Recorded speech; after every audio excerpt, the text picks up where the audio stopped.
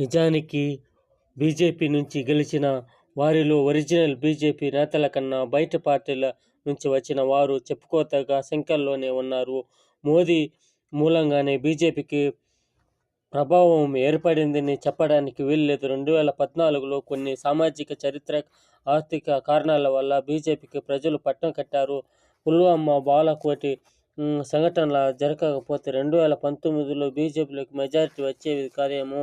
కేవలం మోదీ పేరును మారుమోగిస్తే సరిపోయిందని 2024లో తేలిపోయింది. ఈ విధంగా గేలి చేసే విధంగా ఈ విధంగా అయిందంటే ఆ రాముడు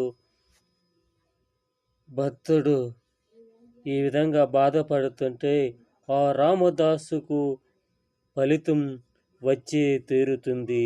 ఆ విధంగా రామదాసునికి కరుణించాడే రాముడు. ఆ విధంగా మోడీ